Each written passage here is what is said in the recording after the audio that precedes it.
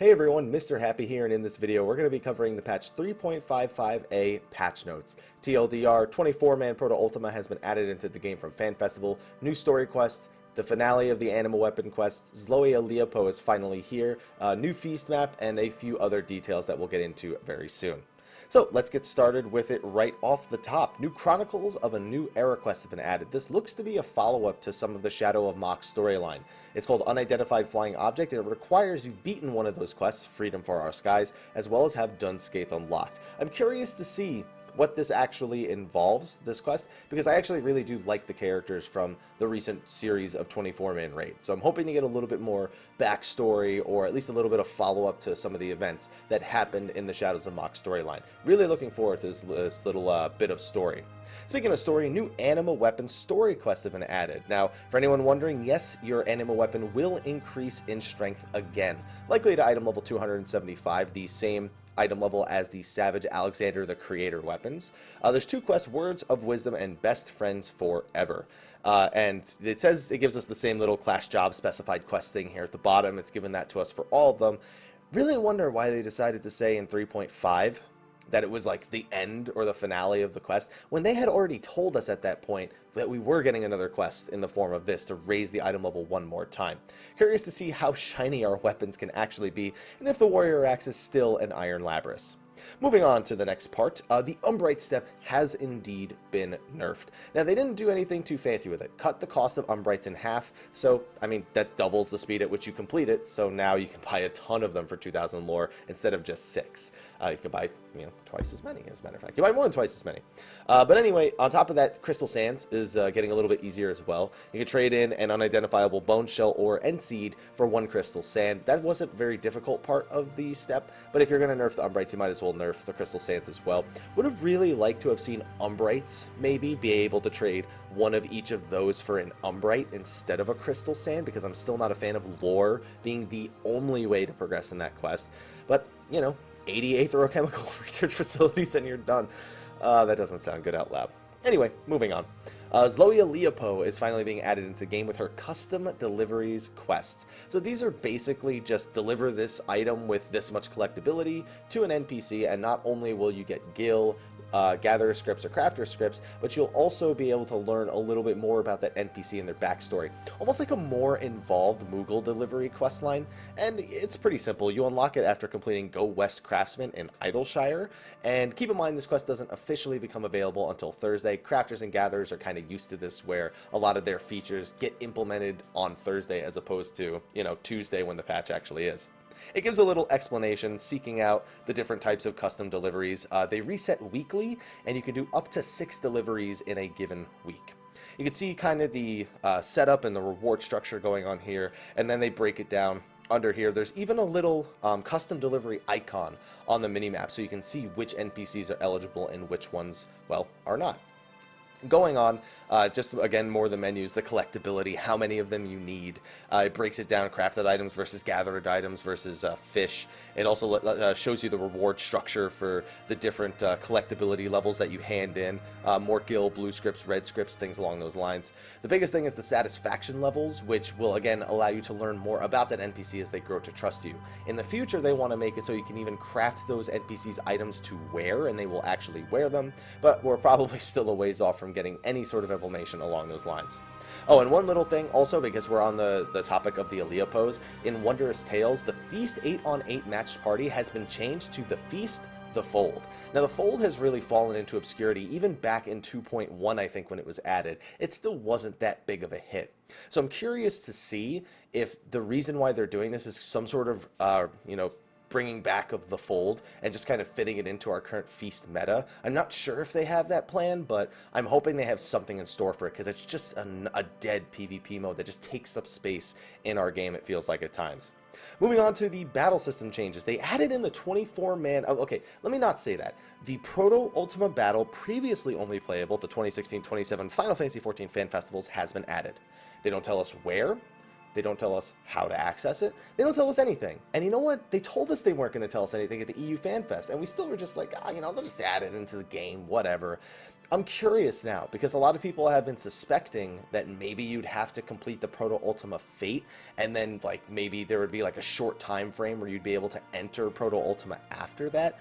I guess that's just not very clear. Is it just going to be thrown into the Duty Finder? Like, I'm curious to see why there's just no other information about accessing this fight anywhere on the patch notes itself, or if it's meant to have some sort of cool tie-in to the way that the game itself actually works. I have no idea. We'll just have to wait till the servers go live and check it out.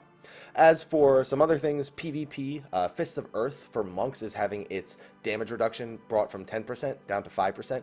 Not what makes monk incredibly strong in PvP, but it is just one more thing that makes them a little bit more painful to deal with. So, a tiny little nerf there to the monks. Speaking of the feast, new map. It's great because I've been waiting for new maps for the feast for a long time. Still cannot talk in the feast again.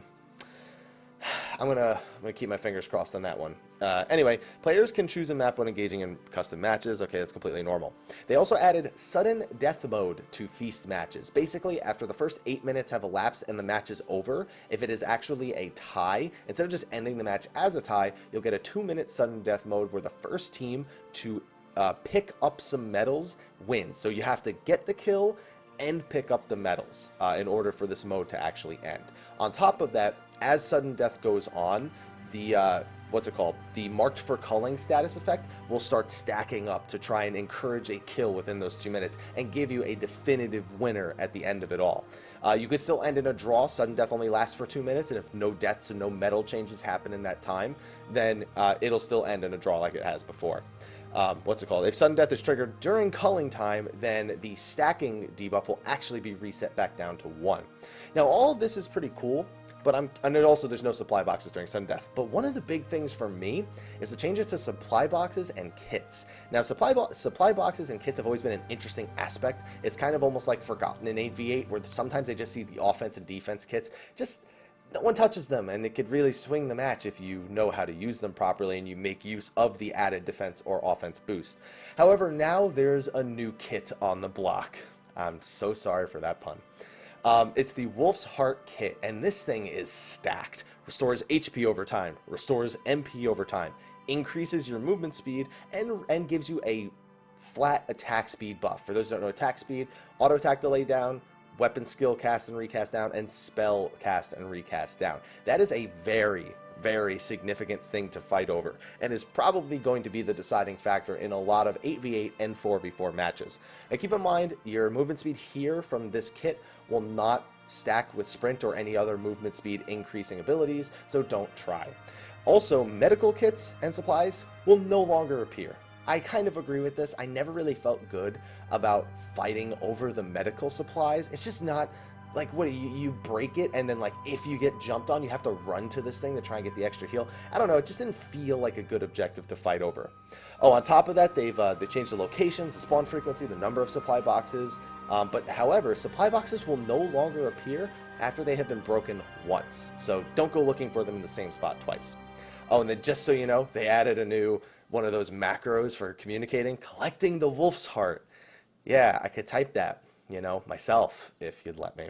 Anyway, Feast is also in preseason. They're going to do a 3 or 4 week preseason, and then Season 4 will begin at a later date. It looks like we will indeed be having a Season 4 for the Feast just before Stormblood actually launches. Okay, and this is another big one. So we have the freelancer thing added in 3.5, where you could queue in with any Grand Company through clicking this option that was in the Duty Finder options. That way it didn't matter what Grand Company you're in, you could just PvP with anybody. They finally made it probably what was the original idea, and for some reason they just didn't do it around the first time.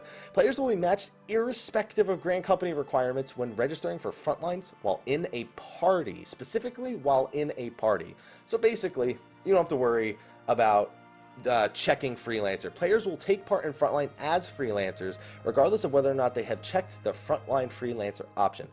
It's still kind of silly that you need to be in a party for this to take place. Honestly, might as well just not have it in the first place. Like, just everyone's freelancer all the time, you know, just push towards that. instead of just having all these tiny little patches where you like band-aid it little by little. Maybe they're working towards that, and this is just what they have to do in the meantime. Whatever. Drop rates for Sophia's mount and Zervan's mount have been increased. However, only Sophia got the totem treatment, where now you can trade in 99 Sophia totems in order to get your Sophic Lanner whistle. The Zervan one has got to be coming soon, maybe in 3.55b, maybe in 3.56, who knows, but it's got to be coming sometime before 4.0.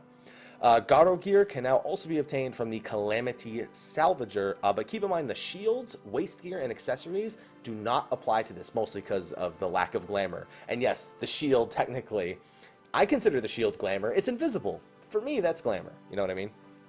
First, you have to actually get the achievement for that specific set of gear, and then you'll be able to buy it all from the Calamity Salvager. This is just because they take up so much inventory space right now. You know what I mean? So to help fix that up, they've eased it by making sure you could rebuy it from the Calamity Salvager. For anyone wondering about the Garo gear from MGP, they said that was 3.56, I believe. So it's coming. Don't worry. They made a mistake. They meant to say 3.56. So it will happen, the Garo gear for MGP thing. New items have been added, but it says it'll tell us at a later date. Like, the patch is over in like 5 hours. What do you mean you're going to tell us at a later date? Just tell us now. Server's already down.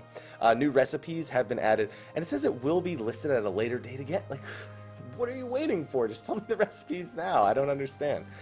They changed all the grade 2 dissolvent recipes as well. We're not going to go over this. Just know that all of them have had what looks to be one thing removed from the list. Looks like the ether sand specifically was removed from all of those. So I'm not very keen on crafting, so I don't know what effect that has. I don't know if that's going to drop the price on Duskborn, or if it doesn't matter, or Dawnborn, I'm sorry, or if it doesn't matter at all because it's in the other dissolvent recipes.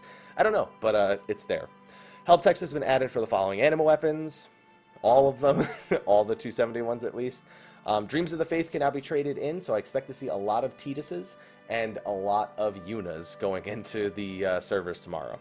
Also, new items are available for exchange from Slim Thicks in Idleshire. So this is how you actually get your item level 270 accessories. When you beat Proto-Ultima, you then take the Proto-Ultima heat shielding that you get, and you take it back to Slim Thicks in Idleshire, and you trade it in for a Proto-Ultima mesh accessory. You can get, from what I understand, any accessory, ring, wrist, earring, or I'm missing one. I don't know if belt is on that list, though. Ring, wrist, earring, or neck piece. I don't know if belt is on that list, even though it is technically considered an accessory. But they're all item level 270, so nice little boost. We still need to know how to fight him, though. So curious to see how that ends up working. New items have been added to gathering points. New fish have been added to Ishgard. Players will no longer be able to obtain treasure maps from the eddies using the snagging option. And here's another big one that they slipped in there. Players can now exchange red crafter or gatherer scripts for grade 5 disciple of hand or land materia. Now that does not start until Thursday, March 2nd. So between Tuesday and Thursday, you can start saving up some red scripts to buy some grade 5 materia if you want. That's going to mean the prices probably tank on those. So we'll see what happens in the next couple of days, but sad face, I've been selling those for a pretty good amount, and now I'm not going to be able to. So, money. They're also going to be lowering the collectability requirement on counterfoils, all of them. So, and the Type 1 crafting receipt as well. As well as this, following category has been added under special recipes, custom deliveries. So the custom delivery recipes are their own unique recipes, it seems, for crafters at the very least. There's new achievements, which will also be listed at a later date. I don't know why. I don't know why. They resolved a few bugs, and then there's one known issue where an issue where tooltip does not display when selecting a requested item for custom deliveries. Luckily, not a bad known issue.